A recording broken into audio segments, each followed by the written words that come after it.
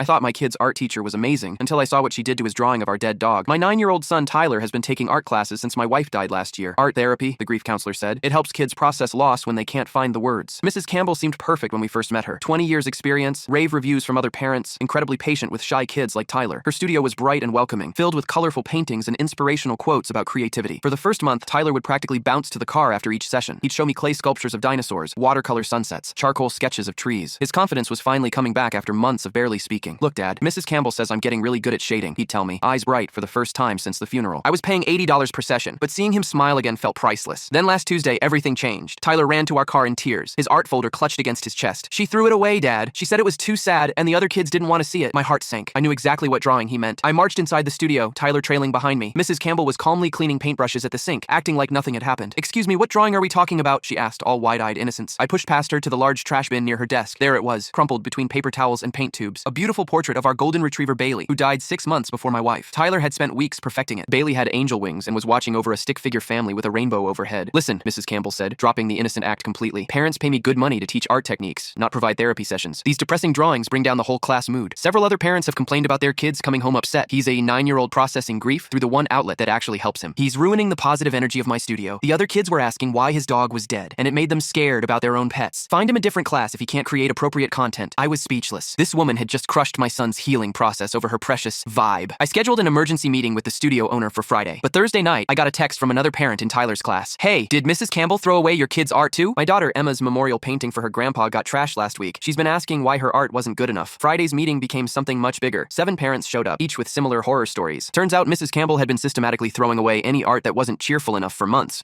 She trashed a military kid's drawing of his deployed dad in uniform, another child's painting of his sick cat who was at the vet. Even a perfectly innocent Halloween spider got binned because it was too scary and might give other children nightmares. One mom broke down completely. My daughter spent 3 weeks on a portrait of her deceased grandmother. When Mrs. Campbell threw it away, she told my daughter that art should make people happy, not remind them of sad things. The studio owner, Janet, went completely pale as she listened. She disappeared into her office and returned with Mrs. Campbell's employment file. There have been 3 previous complaints about emotional insensitivity that I buried to avoid bad online reviews, Janet admitted. Parents said she was cold, but her technical instruction was so good and she never had discipline problems. Of course she didn't have discipline problems. The kids were terrified of expressing anything real. Mrs. Campbell got fired on the spot. Janet personally called each affected family to apologize and offer free sessions with a new instructor. They hired Sarah, a trauma-informed art therapist who specializes in helping children process difficult emotions through creative expression. Tyler is absolutely thriving now. Sarah not only encouraged him to recreate his Bailey drawing, but she framed the new version and hung it in the place of honor right by the studio entrance. Art is supposed to help us feel everything, Sarah told Tyler during his first session. Happy, sad, scared, excited. All feelings deserve beautiful pictures. Last week, Tyler painted a portrait of his mom as an angel. Instead of being thrown away, it's getting entered in the county children's art show. Some people really shouldn't work with kids.